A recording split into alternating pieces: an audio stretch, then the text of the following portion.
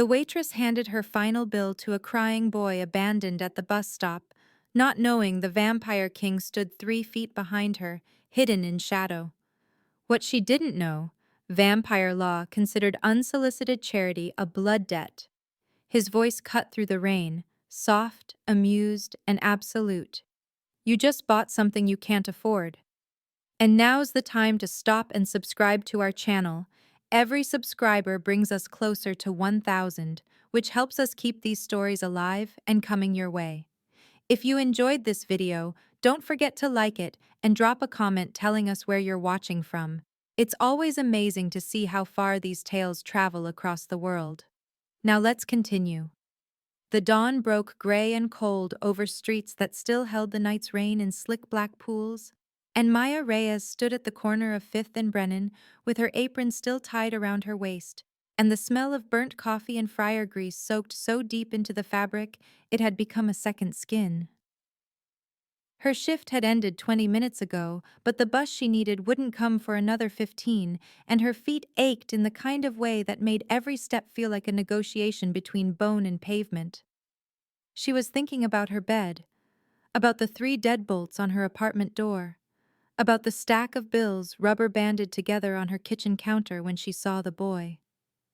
He sat alone on the bench at the bus stop across the street, small and hunched, clutching a torn backpack to his chest like it was the only thing keeping him tethered to the world. He was crying, not the loud hiccuping sobs of a child throwing a tantrum, but the quiet kind that meant he'd been crying for a while and had run out of the energy for noise. Maya stopped. She looked left, then right, scanning for a parent, a guardian, anyone who might be responsible for a kid that young sitting alone as the city woke up around him. The street was empty except for a black limousine idling half a block down, its engine a low purr that she could feel more than hear. She looked back at the boy. He couldn't have been more than 7, his jacket too thin for the cold, his sneakers worn through at the toes. Maya's hand went to her pocket, felt the shape of her wallet, the single $20 bill inside that was supposed to last her until Friday when her paycheck cleared. She did the math in her head, the same math she did every week. Rent was $450, due in 3 days. She had $227 in her account. The 20 in her pocket was supposed to cover the gap, along with the 10 she'd get from returning bottles, and the maybe 15 she could borrow from Liz if Liz wasn't still mad about last month. Without the 20 she'd be short, and Mrs. Chen didn't do payment plans. Maya looked at the boy again, at his thin shoulders shaking, at the way his fingers gripped the backpack straps white-knuckle tight, and she thought about being 7 and scared, and alone. She thought about the bus stop near the trailer park where she grew up, about sitting there in the rain waiting for her mom to remember to pick her up from school. She crossed the street. Her feet hurt less when she had a purpose. The boy didn't look up when she approached, didn't acknowledge her presence even when her shadow fell across his lap. She knelt down on the wet pavement, felt the cold seep through the knee of her jeans, and spoke quietly so she wouldn't startle him. "I know what it's like," she said. "Find someone safe, okay?" She pulled the 20 from her wallet, pressed it into his small, cold palm, and closed his fingers around it gently. He looked up then, his face streaked with tears, his eyes too wide and too dark for a child that young. But he didn't speak. Maya stood, her knees protesting, and turned away before she could think too hard about what she'd just done, before the panic of being short on rent could catch up with her better instincts. She walked toward her apartment 3 blocks east, shoulders hunched against the wind that cut down the avenue, already mentally cataloging what she could sell or skip or do without. She didn't look back. She didn't see the boy's tears stop instantly, as if someone had flipped a switch. She didn't see him turn his head toward the black limousine idling down the street, his expression shifting from anguish to blank neutrality in the span of a heartbeat. She didn't see the way he stood, dropped the backpack, and dissolved into shadow, his small form collapsing into smoke that scattered on the wind and left nothing behind but the empty bench and the $20 bill fluttering to the wet pavement. Inside the limousine, Constantine sat perfectly still in the back seat, his hands folded in his lap, his dark eyes fixed on the woman walking away down the avenue. He had not moved since the car had pulled to a stop 20 minutes ago, had not blinked, had barely breathed. His driver, Victor, shifted in the front seat and spoke in a low voice that barely carried over the hum of the engine. "Sir," he said, "the test is concluded. Shall we follow standard protocol?" Constantine raised one hand, a minimal gesture, fingers lifting an inch from his knee. "Wait," he said. His voice was quiet, controlled, the kind of quiet that made people lean in to listen. "I want to see where she goes when she thinks no one is watching." Victor nodded and said nothing more. The limousine's engine purred, a predator's breath in the cold morning air. Constantine watched the woman turn the corner at the end of the block, watched her disappear from view, and only then did he allow himself to lean back against the leather seat. His fingers tapped once against the armrest, a single deliberate motion. Recognition. In 300 years of searching, of testing, of watching humanity reduce mercy to performance art and charity to tax write-offs, he had seen 57 people encounter the boy at various locations throughout the city. 56 had failed.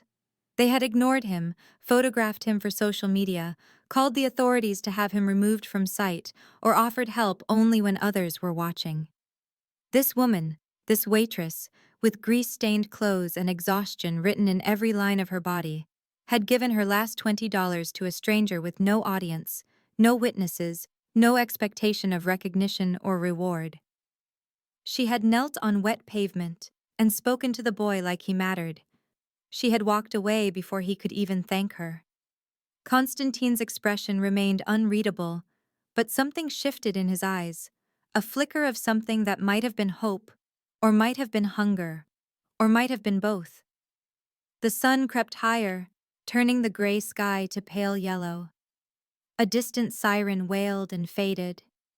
The bus stop bench sat empty beneath a flickering street lamp, its light unnecessary now in the growing dawn. The bench's back panel held a faded advertisement for a bail bondsman, the phone number half scraped away by weather and time. Across the street, a newspaper tumbled end over end in the wind. The smell of wet pavement and exhaust hung heavy in the air. Victor glanced in the rearview mirror, waiting for instructions. Constantine continued to stare at the corner where the woman had disappeared, his face carved from stillness. "Follow her," he said finally. "Keep distance. I want to know where she lives, where she works, who she calls when she's afraid." Victor put the car in gear and pulled away from the curb, smooth and silent. The limousine moved through the empty streets like a shark through dark water, keeping 2 blocks behind as the woman walked home. Constantine watched her through the tinted windows, watched the way she kept her head down, the way she pulled her jacket tighter against the wind, the way she stopped once to look back over her shoulder as if sensing she was being observed, then shook her head and kept walking. She climbed the steps of a building that leaned slightly to the left, its brick facade stained with decades of rain and neglect. She unlocked a door and disappeared inside. The limousine glided past and turned the corner. Victor parked in an alley with a clear sight line to her building's entrance. He waited for Constantine to speak. The sun was fully up now, pale and cold. Constantine pulled a phone from his jacket pocket, opened an encrypted messaging application, and typed a brief message. "The test subject has been identified," he wrote. "Proceed to Phase 2. Initiate contact protocol within 12 hours." He sent the message and set the phone aside. His hands returned to his lap, fingers laced together. "Maya Reyes," he said aloud, testing the shape of her name. He had read her file before the test, knew her history, her debts, her failures and small victories. But files were abstractions. What he had just witnessed was something else entirely. It was proof. And in his world, proof was worth more than blood, more than gold, more than the centuries of precedent that governed every interaction between his kind and hers. Victor remained silent, patient. Constantine continued to watch the building where Maya had disappeared. She would receive the summons tonight. She would be afraid. She would come anyway because she had no choice, because covenant law was older than the city around them and infinitely less forgiving. But first, he wanted to see what she did in the hours between the gift and the reckoning. He wanted to see if her kindness had been an anomaly or a pattern. He wanted to see if she would look at that empty wallet and regret her choice. The morning traffic began to thicken. People emerged from buildings, hunched against the cold, rushing toward trains and buses and jobs that ground them down one shift at a time. Constantine watched them all and felt nothing. But when he thought of the woman kneeling on wet pavement to comfort a stranger's child, when he replayed the moment she pressed that $20 bill into a small palm and asked for nothing in return, he felt the faintest echo of something he had not felt in decades. It might have been respect. It might have been curiosity. It might have been the dangerous beginning of hope that the covenant his kind had sworn to uphold still had meaning in a world that had forgotten why it was written. "Wait here," he told Victor. "I'll return before sunset." He opened the door and stepped out into the cold morning, his coat settling around him like folded wings. He walked toward the building where Maya slept, not to enter, but to stand beneath her window and listen to the city wake. Somewhere above, she was counting her losses and trying to convince herself she'd done the right thing. Somewhere above, she had no idea her life had just changed in ways she couldn't begin to imagine. The test was over. The real trial was about to begin. Maya climbed the stairs to her apartment, counting each step out loud, because if she focused on the numbers, she wouldn't have to think about the gnawing emptiness in her stomach, or the fact that she'd just given away grocery money to a kid who probably had better resources than she did. 23, 24, 25. The building smelled like mildew and someone's burned dinner, the carpet worn through to backing in the high-traffic areas, the walls a yellow that might have been white 2 decades ago. 26, 27, 28. Her apartment was on the 3rd floor at the end of a hallway where the light bulb had been out for 6 weeks, and nobody cared enough to replace it. She fumbled for her keys in the dark, unlocked the first deadbolt, then the second, then the third, each one a small ritual of safety that she performed twice a day, every day, because she'd learned early that locks only worked if you actually used them. The door swung open, and she stepped into the studio apartment that was barely larger than a parking space, kicked off her shoes without untying them, and let them fall wherever they landed. The futon was unmade, sheets tangled, a pillow without a case shoved against the wall. Bills covered the surface of the folding table that served as both desk and dining area. White envelopes and pink final notices and red threats of disconnection arranged in neat stacks, because if she couldn't pay them, at least she could organize them. She collapsed onto the futon and felt every muscle in her body release at once, the kind of exhaustion that went bone deep and made even breathing feel like work. The ceiling above her had a water stain in the shape of something that might have been a map of a country that didn't exist, brown edges spreading slowly year by year.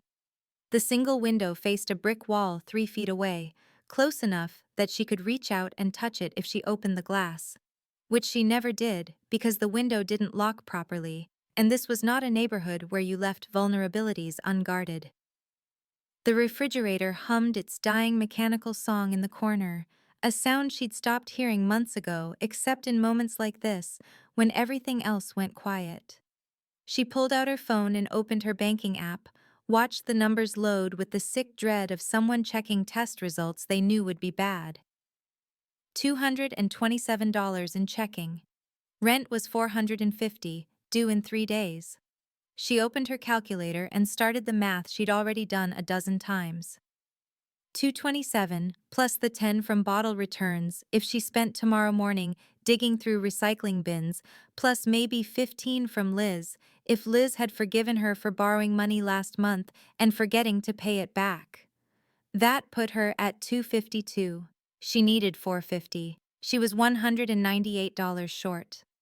Without the 20 she'd given away, she'd have been $178 short, which was still impossible but felt less impossible in the way that smaller numbers always did. She closed the calculator and opened her email, scrolling through job listings she'd already applied to, gig work that paid less than minimum wage, offers for credit cards she wouldn't qualify for. Her thumb hovered over a listing for plasma donation, $50 for the first visit, when something slid under her door. The sound was soft, just paper on linoleum, but in the silence of her apartment it might as well have been a gunshot. Maya sat up, every nerve suddenly alert. She stared at the door, at the gap beneath it where light from the hallway bled through, and watched as a black envelope came to rest against the baseboard. No footsteps, no knock. Just the envelope, lying there like it had materialized out of nothing. She stood slowly, crossed the room in 3 steps, and picked it up. The paper was heavy, expensive, the kind of stock that cost more per sheet than she made in an hour. It was sealed with red wax, an actual wax seal, like something from a period drama, stamped with a symbol she didn't recognize. No address, no postage, no name.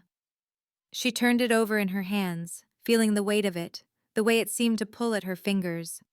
She broke the seal and slid out a card, cream-colored with raised black lettering that caught the light. Your attendance is required. Tonight. Midnight. The Constant Tower. Transportation will be provided. Refusal is not permitted under Covenant Law, Section 9. No signature, no explanation, no phone number to call for questions. The card smelled faintly of copper and old paper, the kind of smell that libraries had before they went digital. And underneath that, something else, something organic and slightly sweet that made her stomach turn. Maya's hands went cold. She read the card again, searching for some indication that this was a joke or a scam or a mistake, but the cardstock was too expensive for a prank, and the wax seal too elaborate for anything random. The Constant Tower. Everyone in the city had heard of it. The glass and steel monolith that rose from the financial district like a knife pointing at the sky, the building that didn't appear on any tour guide and didn't rent office space and was surrounded by the kind of security that made people cross to the other side of the street. She'd never known anyone who'd been inside. She'd never known anyone who knew anyone who'd been inside. Covenant Law, Section 9. She grabbed her phone and typed the phrase into a search engine, waited for results that never came. Nothing. Not a Wikipedia article, not a conspiracy forum, not even a Reddit thread. She tried variations. Covenant Law. Section 9. The Constant Tower. Each search returned either nothing or results so generic they were useless. She called her building Super, let it ring 8 times before hanging up. She called Liz, her only real friend from the diner, and got voicemail. Her voice shook when she spoke. Liz, if you get this, something weird is happening. There's a car outside. If I'm not at work tomorrow, call someone. I don't know who. Just call someone. She hung up and immediately regretted how dramatic she sounded, but when she looked at the card again, the regret evaporated. Refusal is not permitted. She tried a crisis hotline, the kind advertised on bus benches, and got a recording saying their hours were 9 to 5 on weekdays. She paced the length of her apartment, which took 4 steps, then paced back. Her thumbnail went to her mouth and she chewed it without thinking, tasted blood, kept chewing.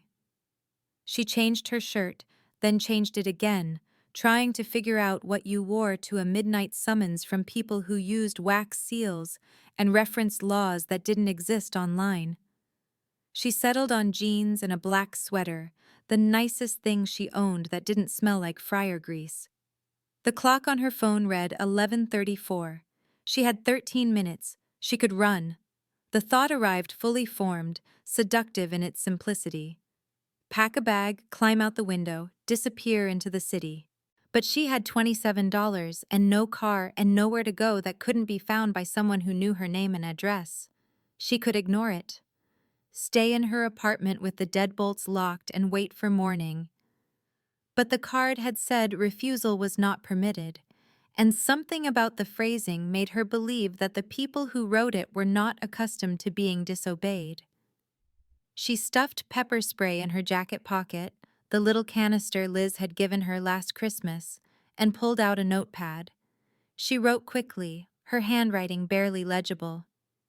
"If I don't come back, check my phone." Called crisis line at 11:35. Black car outside at midnight. The Constant Tower. She left the note on the table where her neighbor Mrs. Kim would see it if she had to use the spare key Maya had given her for emergencies.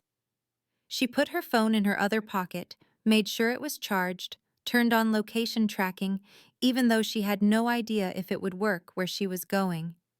The clock read 11:43. Outside her window, through the gap between her building and the brick wall, she could see a slice of street. A black limousine sat at the curb, engine running, exhaust rising in pale clouds. It looked too clean for this neighborhood, too pristine, like a hearse that had taken a wrong turn and ended up somewhere hearses didn't belong. Maya stood at her door with her hand on the knob, thumb on the first deadbolt. Every instinct screamed at her to stay inside, to barricade herself, to treat this like the threat it obviously was. But underneath the fear was something else, something that felt like curiosity or fatalism, or maybe just the exhausted acceptance that came from a life where bad things happened, whether you invited them or not. She unlocked the deadbolts one by one, stepped into the hallway, locked the door behind her. The building was quiet, everyone asleep or pretending to be, the kind of silence that made you aware of your own breathing. She walked down the stairs counting again, 28, 27, 26, her hand trailing along the railing. The front door opened onto a street wrapped in fog, thick and low-lying, rolling between streetlights like something alive. The limousine waited. As she approached, the rear door opened and a man in a dark suit stepped out, not to greet her but simply to hold the door, his face professionally blank. "Miss Reyes," he said, his voice polite and utterly immovable. "We've been waiting." Maya looked at him, then at the open door, then back at her building where a single light burned in a third-floor window, her window. She'd left it on. Some part of her had assumed she'd be coming back. She climbed into the limousine because there was nowhere else to go, and because the man holding the door looked like he would stand there all night if necessary, and because she'd given her last $20 to a stranger at dawn, and maybe this was what the universe sent in return. The door closed behind her with the soft click of expensive engineering. The interior smelled like leather and something faintly metallic. The driver pulled away from the curb without a word, and Maya watched her building disappear into the fog, watched her whole small life recede into darkness, and wondered if the note she'd left would be enough for anyone to find her if she never came back. The city slid past the tinted windows, streetlights smearing into long streaks of yellow and red. She couldn't see where they were going. She couldn't see anything except her own reflection in the glass, pale and small and frightened, a woman who'd made a choice at dawn and was about to discover what it cost. The limousine turned off the main road onto a private drive that Maya hadn't noticed existed, the kind of street that seemed to materialize out of nowhere, rising at an angle steep enough that she felt herself pressed back into the leather seat. The city fell away below them, lights scattering into a glittering grid, and ahead through the tinted windshield, she saw the Constant Tower for the first time up close, a monolith of glass and steel that caught the moonlight and threw it back in sharp angles, a building that looked less constructed than grown, organic and wrong in the way it seemed to defy the basic geometry of architecture. It rose 50 stories straight up without taper or ornament, each floor identical to the last, windows dark except for scattered lights that burned in patterns she couldn't decode. The limousine glided to a stop beneath a canopy of brushed steel, and the driver came around to open her door without a word. Maya stepped out into air so cold it hurt to breathe, looked up at the tower looming above her, and felt her stomach drop. This was real. Whatever this was, it was real. The driver gestured toward glass doors that slid open silently, and she walked through them, because turning back now would mean admitting she'd made a mistake by coming, and she wasn't ready to admit that yet. The lobby was a cathedral of black marble and gold inlay, the floor polished to a mirror shine, the walls rising 30 feet to a ceiling embedded with lights that cast no shadows, just a uniform glow that made everything look slightly unreal. Guards stood at intervals along the perimeter, men and women in tailored suits with earpieces and hands clasped behind their backs. No visible weapons, but something in their posture that suggested weapons were unnecessary. They didn't look at her as she passed, but she felt their attention like pressure on her skin. A woman appeared from a hallway to the left, her heels clicking against marble, her charcoal gray suit so precisely fitted it looked painted on. She was perhaps 40, perhaps younger, with dark hair pulled back in a style that revealed sharp cheekbones and eyes that assessed Maya in a single sweep and found her wanting. "Miss Reyes," the woman said, "not a question. Please follow me." She turned without waiting for confirmation and walked toward an elevator bank, her stride efficient and unhurried. Maya followed because there was nothing else to do, her sneakers squeaking softly against marble, the sound embarrassingly loud in the vast silence. The elevator was mirrored on all sides and rose so smoothly she couldn't tell they were moving until her ears popped. The woman didn't speak. Maya counted floors on the display, watched the numbers climb, tried to steady her breathing. They stopped at 47. The doors opened onto a corridor lined with doors of frosted glass, each identical, each unmarked. The woman led her to the third door on the right, opened it, and stepped aside. "This way," she said, and Maya entered a room that made her breath catch. It was small, maybe 10 feet square, the walls lined floor to ceiling with mirrors edged in silver filigree so delicate it looked like frost. A single chair sat in the center facing a door of frosted glass that revealed only vague shadows moving beyond. A small table beside the chair held nothing. Recessed lighting came from everywhere and nowhere, casting no shadows, and the air was cold enough that Maya could see her breath in small clouds. "Please sit," the woman said, and Maya sat because her legs were shaking, and sitting seemed better than falling. The chair was bolted to the floor. She discovered this when she tried to shift it closer to the table, and it didn't move. The woman set a leather folder on the table, the kind lawyers used, burgundy with gold clasps. She opened it to reveal papers covered in dense text, handwritten in ink that seemed to shift color when Maya looked at it directly, black from one angle and deep red from another. "My name is Victoria," the woman said, her voice as precise as her suit. "I serve as attaché to the Vampire King. You are here because you triggered an ancient protection rite this morning at approximately 6:15. Maya opened her mouth to speak, but Victoria continued without pause. "The child you encountered was a blood-marked dependent under the king's protection. By offering unsolicited aid at personal cost with no expectation of reward or witness, you invoked Covenant Law, Section 9, Subsection 3. The Vampire King is now bound by ancient precedent to repay your kindness 100-fold, or to bind you into his house as kin. These are the only options permitted under the law. Refusal voids the protections afforded to both parties." Maya's head spun. "The child was a test," she said, her voice coming out smaller than she'd intended. Victoria's expression didn't change. "The Vampire King does not make mistakes, Miss Reyes. The child was a test. You passed. That comes with consequences." She tapped the folder with one manicured finger. "You have two options. Option A is a cash payment of $200,000 transferred to an account of your choosing, along with a minor memory alteration to remove all knowledge of this night and the events that preceded it. You would wake tomorrow in your apartment, with no recollection of the summons, the tower, or this conversation. The money would appear to be an inheritance from a distant relative. You would be free to live your life as you see fit. Maya stared at the paper, at the number written there in that shifting ink. $200,000. More money than she'd ever imagined having. Enough to pay rent for years, to quit the diner, to start over somewhere new. And all it would cost was forgetting. Victoria turned the page.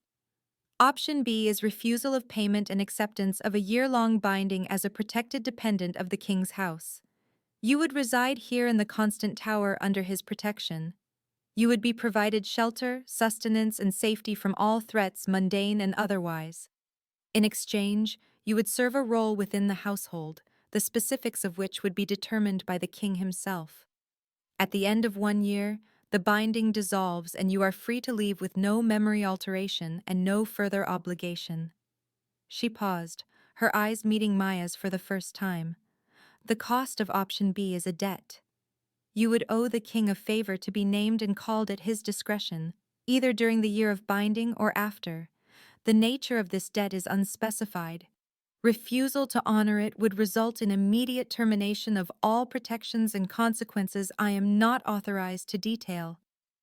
Maya looked at the contract, at the two options laid out in handwriting that seemed alive, and felt the walls closing in. The mirrors showed her face from 8 angles, pale and frightened, dark circles under her eyes, hair still pulled back in the ponytail she'd tied 12 hours ago for her shift.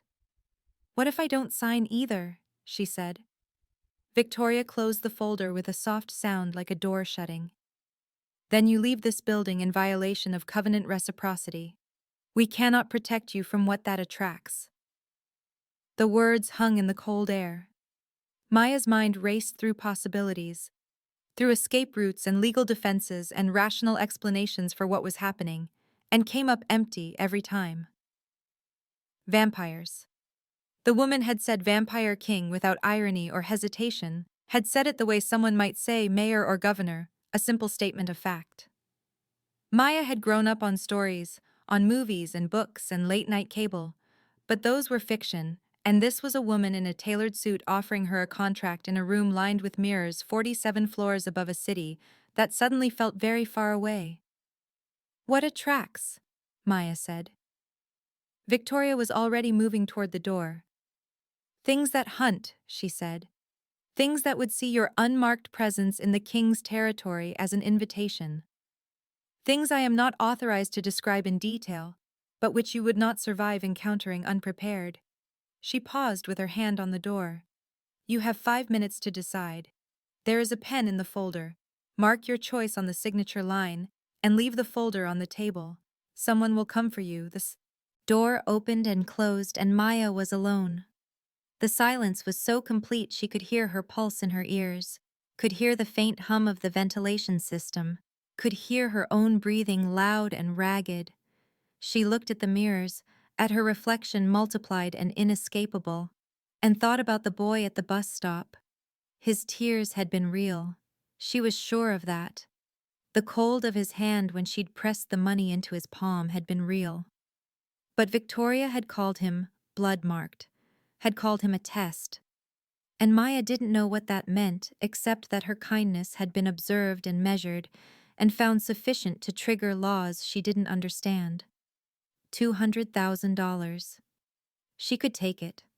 Sign the paper, submit to whatever they meant by memory alteration, wake up tomorrow with a bank account that would change her life. She'd forget the fear, forget this room, forget the sinking certainty that she'd stumbled into something vast and old, that operated by rules she couldn't begin to comprehend. She'd be safe. Or she could stay. Accept the binding. Live in this tower for a year. Owe a debt to a vampire king whose face she hadn't seen and whose motives she couldn't guess. She'd be trapped, but she'd remember. She'd know. And maybe that mattered more than safety.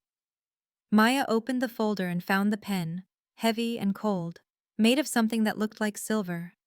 The contract was 3 pages of dense text she didn't have time to read carefully. Clauses and subclauses written in language that sounded legal and archaic at once. She skimmed, catching phrases. Binding of blood and word, protection absolute within the bounds of the king's domain, forfeiture of prior residence and employment. Debt uncollected bears interest in kind. She didn't understand half of it. At the bottom of the third page were two lines, one labeled Option A and one labeled Option B, with a space for her signature beside each. Her hand shook as she put the pen to paper. She thought about her apartment, about the futon and the stained ceiling and the refrigerator that hummed itself to sleep. She thought about the diner, about Liz, about the life she'd built from scraps and willpower. She thought about the $20 and the way the boy had looked at her, those two dark eyes in a too small face. If she took the money and forgot, it would be like it never happened.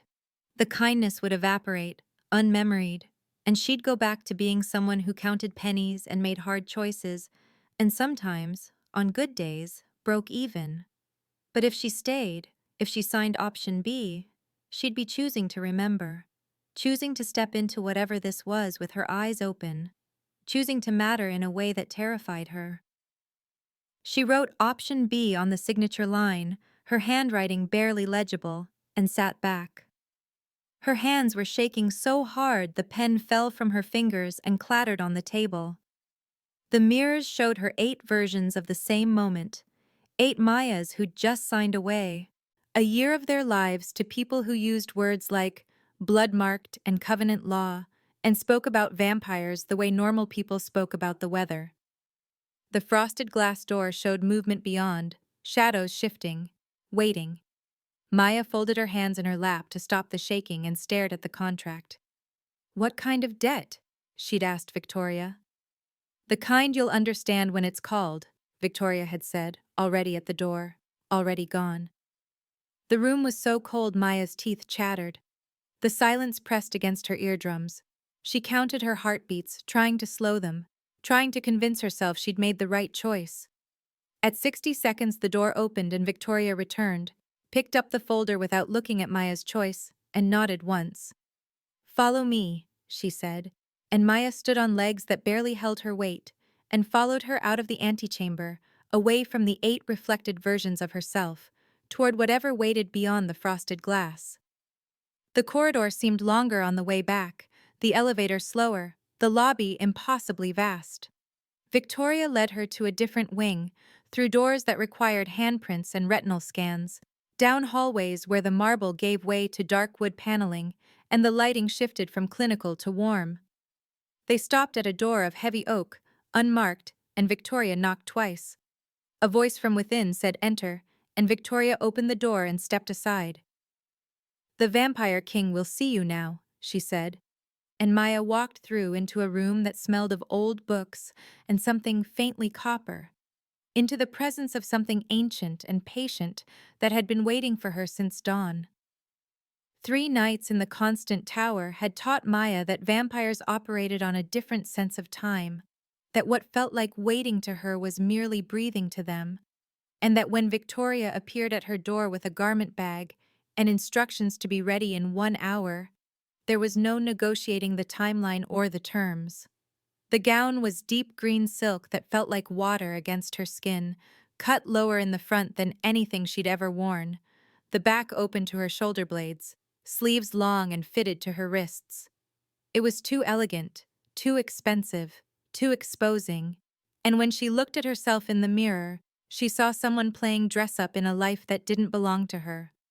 Victoria had done her hair, pulled it back from her face in a style that felt both classic and severe, applied makeup with the efficiency of someone who'd dressed 1,000 people for 1,000 events, and had long since stopped caring whether they felt comfortable.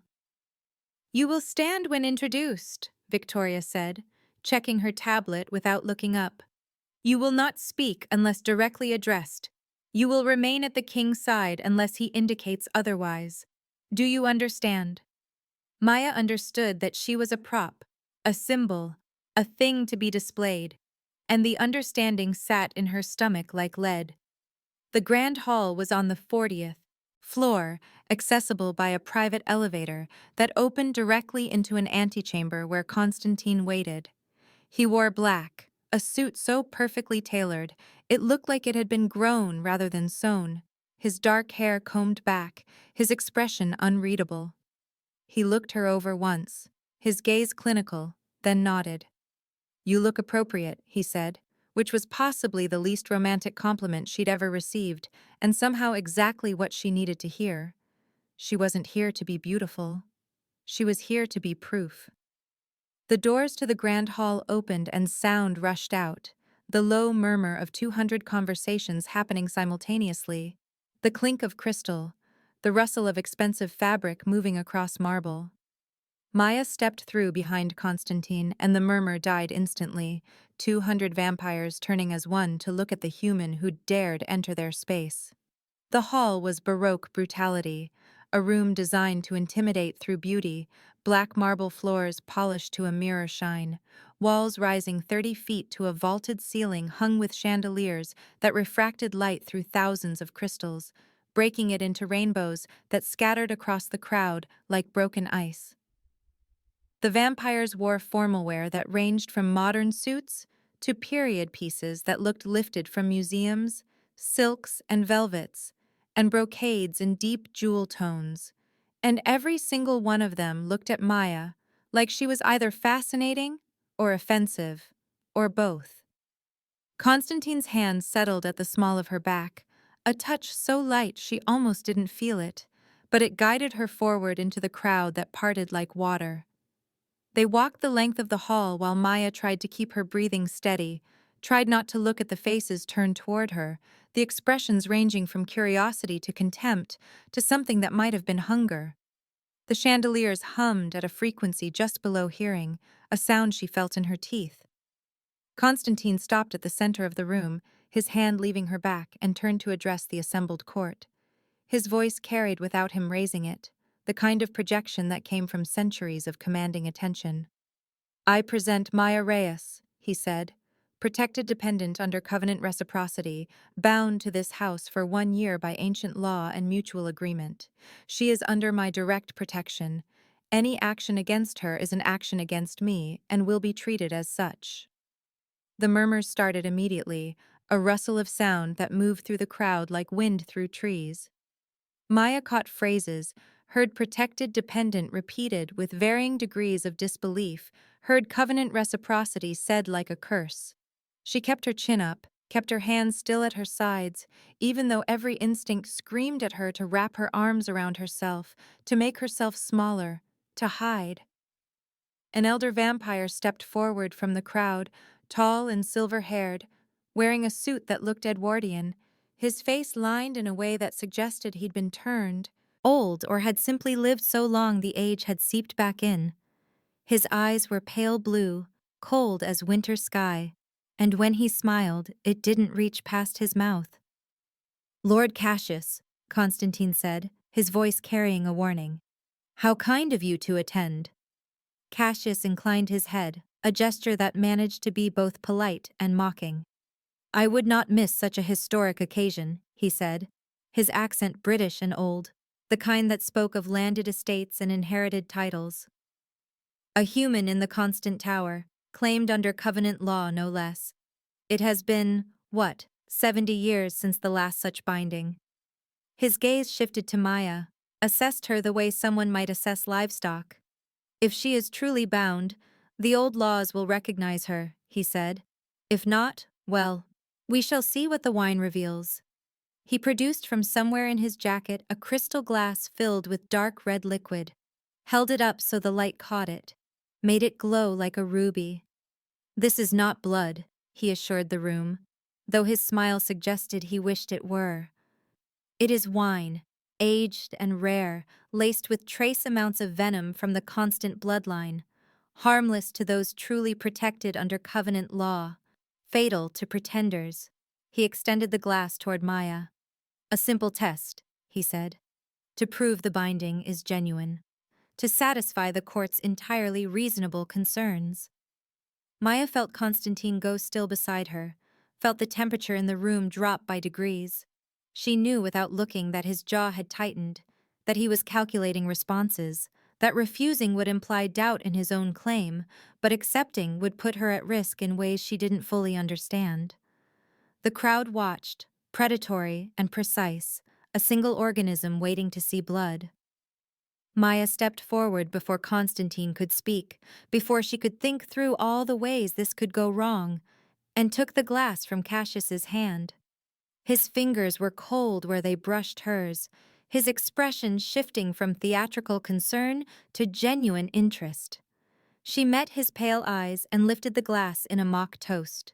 To old laws and new mistakes, she said, and drank. The wine was bitter, metallic, wrong in ways that had nothing to do with taste, and everything to do with the way it felt going down. Like swallowing lightning, like drinking something that wasn't meant for human throats.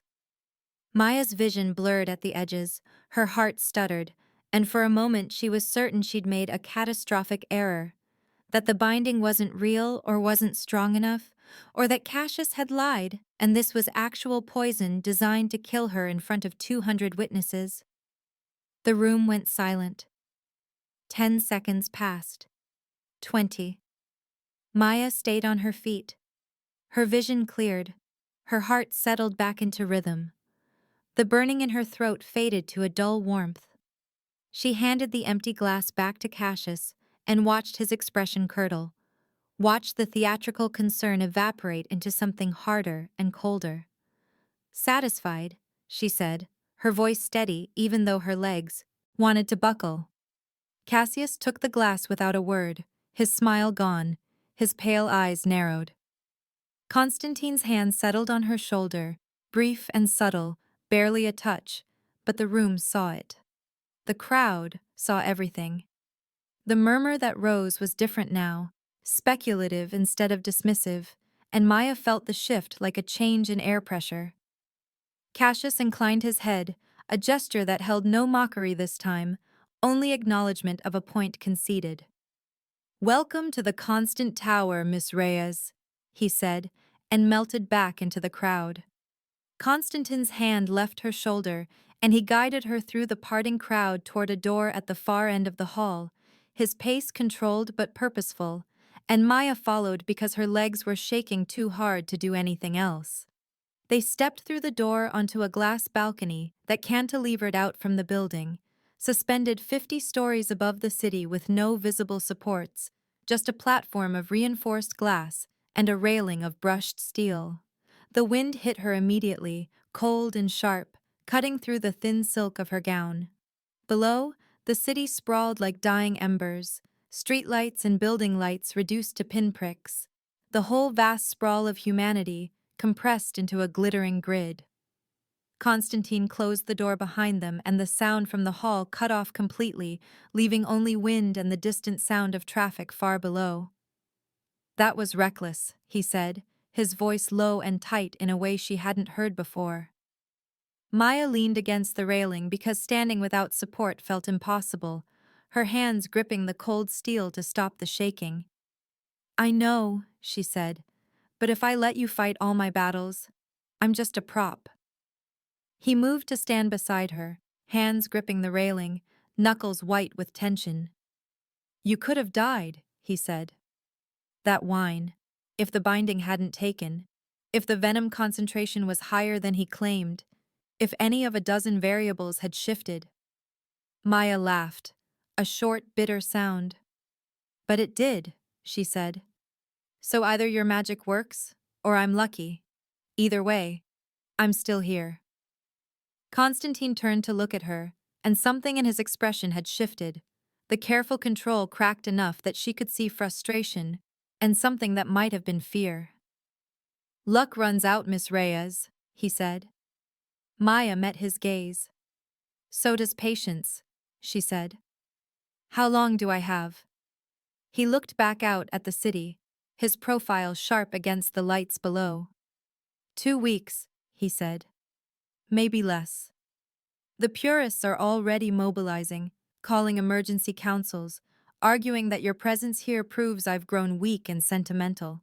The modernists see you as ammunition, proof that the covenant is outdated and impossible to maintain in the modern world. And the silent court, well, they take contracts from anyone with sufficient payment, and there are many who would pay handsomely to see you removed before you become too established a symbol. Maya's hands stopped shaking, replaced by a cold clarity that settled in her chest. "Why don't you just send me home?" she said. "Put me back in my apartment. Give me the money. Make this all go away." Constantine was quiet for a long time, staring out at the city like he was reading futures in the pattern of lights. "Because I gave my word," he said finally. "And because you gave $20 to a stranger at dawn when you had 21 reasons not to. Because every human I've tested over the past decade failed, and you didn't. And that matters more than politics or safety or common sense. Because if I cannot prove that humans like you still exist, the covenant will dissolve and everything it protects will evaporate, and I am not ready to watch that happen." He turned to face her fully, his dark eyes catching the light. "Because you drank poison wine to avoid being my prop, and that kind of reckless defiance is exactly why my kind swore to protect yours in the first place." Maya looked at him, at this ancient thing in a tailored suit who'd tested 57 people to find one who still believed in kindness without audience, and felt something shift between them, some understanding that had nothing to do with contracts or debts or magical bindings. The wind cut through her gown and she shivered, her skin breaking out in goosebumps. Constantine shrugged out of his jacket and draped it over her shoulders without asking, the fabric still warm from his body, even though his skin ran cool. 2 weeks, she said. "What happens in 2 weeks?" He looked out at the city again. "Either you'll be dead, or you'll have survived long enough that killing you becomes more trouble than it's worth," he said. "Either the factions will make their move, or they'll accept that the binding is real, and you're here to stay. Either way, the next 2 weeks will determine whether the covenant survives another century or dies with you." "No pressure," Maya said, and Constantine's mouth curved in that brief, almost smile she was learning to recognize. "No pressure at all," he agreed, and they stood together on the glass balcony while the wind howled and the city glittered below, and somewhere in the grand hall behind them, 200 vampires calculated how best to kill a human who'd drunk poison and lived. Victoria had escorted Maya from the balcony to the 32nd floor without speaking, their footsteps echoing in hallways that seemed to stretch longer after midnight, and when she opened a door marked only with a number, 327, Maya stepped into a room that looked like a cell dressed up as a bedroom. The space was small, maybe 12 by 15 feet, walls painted white with no decoration. A bed pushed against one wall with white linens so crisp they looked like they'd never been slept in. A single window showed only sky, no view of the city or the ground, just darkness and the occasional passing cloud lit from below by the city's ambient glow. A lamp with warm light sat on a small table beside the bed. A door to the left led to a bathroom, tiled in white subway tile. The door she'd entered through had a lock on the inside, a heavy deadbolt that looked new. "This is yours for the duration of your stay," Victoria had said, setting a keycard on the table. "The door locks from the inside only. The king wanted you to feel secure." Then she'd left, her heels clicking away down the hall, and Maya had stood in the center of the room listening to the silence that was so complete, it felt like pressure in her ears. She peeled off the green gown with shaking hands, let it pool on the floor like spilled paint, stripped down to her underwear, because the silk had made her skin feel wrong, like she was wrapped in someone else's life. She found a t-shirt in the small dresser, oversized and soft, probably left there by whoever prepared the room, and pulled it on. Then she sat on the floor because standing felt impossible, her back against the bed frame, her knees pulled to her chest, and finally let herself shake. The tremors started in her hands and spread to her shoulders, her whole body vibrating with the adrenaline crash she'd been holding off since Cassius had handed her that glass of wine. She'd drunk poison. She'd stood in a room full of predators and drunk actual poison because refusing would have made her a prop, and accepting proved she was either brave or stupid, or both. The wine had burned going down, had felt wrong in ways she couldn't articulate, like swallowing broken glass or lightning, and for those 20 seconds, while the room watched and waited, she'd been certain she was dying. But she hadn't died. The binding had held. Whatever magic or law or ancient contract Constantine had invoked when she signed that paper had been real enough to keep vampire venom from stopping her heart. Maya laughed, a short, breathless sound that echoed in the quiet room, and pressed her forehead to her knees. She thought about the bus stop, about the boy with the torn backpack and the two dark eyes. She thought about the $20 bill she'd pressed into his cold palm, about walking away before he could thank her, about the choice that had felt small at the time and had turned out to be the choice that rewired her entire life. She wondered if kindness was always this expensive, if every act of helping someone cost more than you could afford to pay, if the universe kept receipts and demanded payment with interest. The shaking slowed, then stopped. Maya's breathing evened out. She sat on the floor of her white room and listened to the silence and felt hollowed out, exhausted in a way that went deeper than physical tiredness, the kind of exhaustion that came from fear sustained too long. A soft knock at the door made her flinch. She pulled herself to her feet, wobbled for a moment, then crossed to the door and looked through the peephole.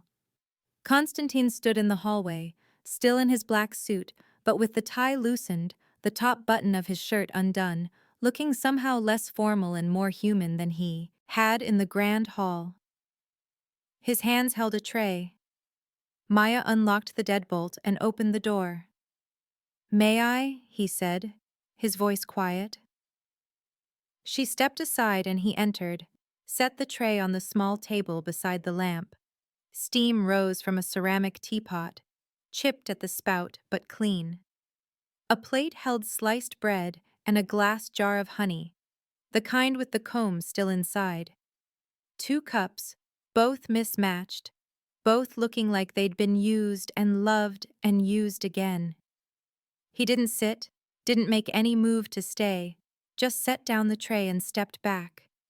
Maya stared at the food, at the simplicity of it, the bread still warm enough that she could smell yeast, the honey golden in the lamplight. It was the first thing anyone had offered her in the constant tower that didn't come with contracts or conditions or tests. "Do you regret it?" she said, the words coming out before she could stop them. "Binding me." Constantine went still in that way he had, that total absence of movement that reminded her he wasn't human, that breathing and fidgeting and all the small unconscious motions people made were things he'd learned to mimic but didn't need. He considered the question, his dark eyes on hers. "I regret that it was necessary," he said finally. "I don't regret that it was you." Then he left, pulling the door closed behind him with a soft click, and Maya was alone again with tea and bread and the ghost of kindness hanging in the air. She locked the deadbolt, heard it slide home with a solid thunk, then returned to the table and poured tea into one of the mismatched cups. It was black tea, strong and plain, and when she sipped it the heat spread through her chest and made her realize how cold she'd been. She tore off a piece of bread, dipped it in honey, and ate. It tasted like the first real food she'd had in days, better than anything from the diner, better than the protein bars she'd been living on in her apartment. She ate 3 slices, drank 2 cups of tea, and felt her body start to remember that it needed fuel, that survival required more than just staying on your feet. The room was warm, the bed looked soft, and Maya thought about sleeping, about letting the exhaustion pull her under and dealing with everything else tomorrow. She set the empty cup down and was reaching for the lamp when her phone buzzed. The sound was loud in the quiet room, harsh and intrusive, and Maya froze. Her phone was on the dresser where she'd left it, screen lighting up with a notification. She'd assumed the tower would block signals, that the glass and steel and whatever else the building was made of would cut her off from the outside world, but apparently not. She picked up the phone, saw a text from an unknown number, no area code, just a string of digits that didn't follow any pattern she recognized. The message was short. "You're the experiment. He's the variable. When he breaks the covenant to save you, they'll have the proof they need to end him. Sleep well, little spark. The screen went dark. Maya stared at the black glass, her reflection faint in its surface, her face pale and drawn. She read the message again, the words rearranging themselves in her head, forming connections she didn't want to see. You're the experiment, not Constantine's experiment, not his proof or his symbol, someone else's. She was bait. The realization hit like cold water, sharp and clarifying. She wasn't here to prove the covenant still had meaning. She was here to prove it didn't, to force Constantine into a position where he'd have to choose between upholding the law and protecting her. And when he chose her, when he broke his own rules to keep her alive, it would give his enemies everything they needed to destroy him. He's the variable. They were testing him, not her. Maya sat on the edge of the bed, phone clutched in her hand, and thought through the past 3 days. The boy at the bus stop had been Constantine's test. His way of finding a human who still acted from kindness instead of calculation. But what if someone else had been watching that test, waiting to see who passed, waiting to see who Constantine would choose to bind? What if the entire setup, the covenant reciprocity, the formal introduction, the poisoned wine, all of it was designed to create a situation where Constantine's attachment to her would grow strong enough that he'd sacrifice everything to protect her? When he breaks the covenant to save you, not if, when. They were counting on it. Maya stood, paced the length of the room, her mind racing. The purists wanted proof he'd grown weak. The modernists wanted proof the covenant was impossible to maintain. The silent court took contracts from anyone with payment. All 3 factions would benefit if Constantine violated the very law he was trying to uphold, if his protection of her became the thing that proved the covenant was dead. Sleep well, little spark.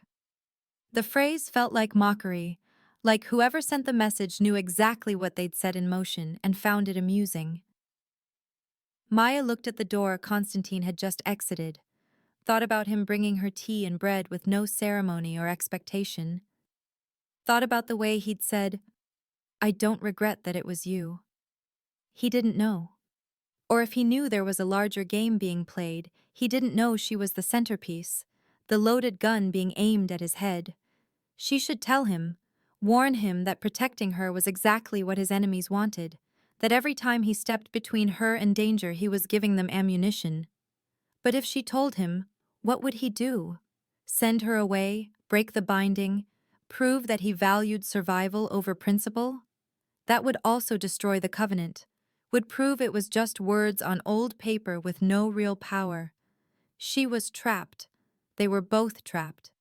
The message had made that clear. There was no winning move, no clever solution that kept her alive and Constantine's reputation intact and the covenant valid. Someone had engineered a situation where every choice led to the same ending. Maya sat on the floor again, her back against the bed, phone in her lap. The room's white walls felt like they were closing in. The window showed only darkness.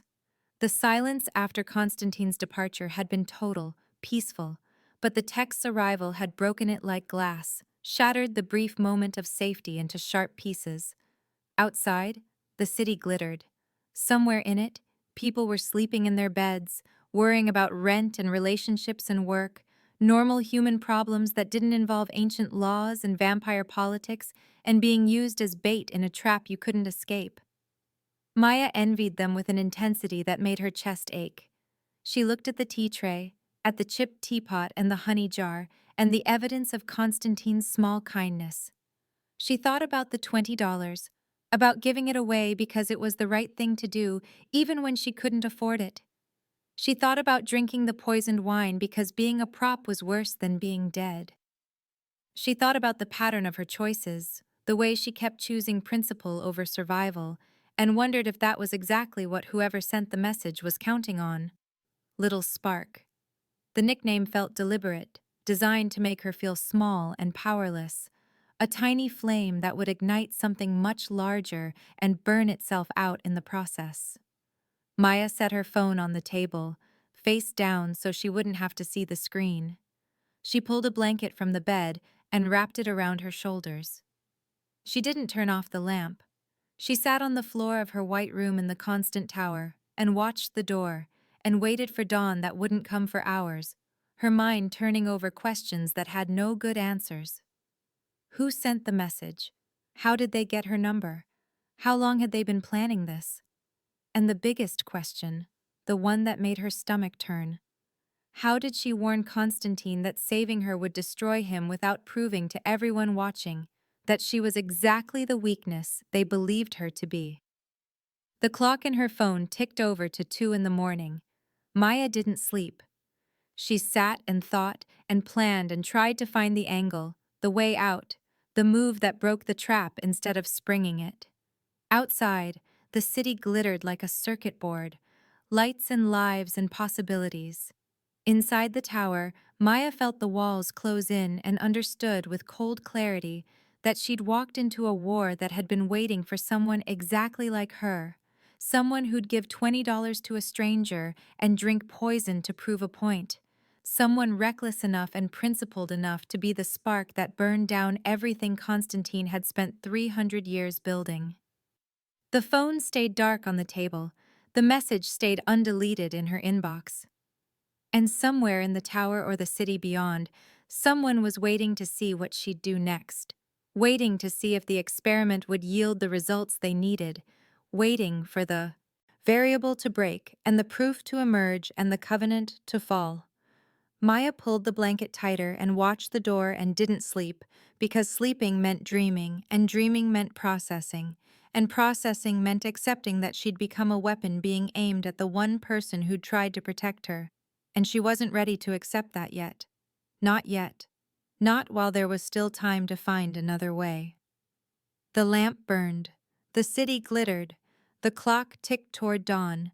And Maya sat in her white room holding questions she couldn't answer and feeling the weight of every choice she'd made since giving $20 to a crying child, feeling the shape of the trap closing around both of them, and wondering if kindness was always this expensive, or if she'd just been unlucky enough to be kind to exactly the right person at exactly the wrong time.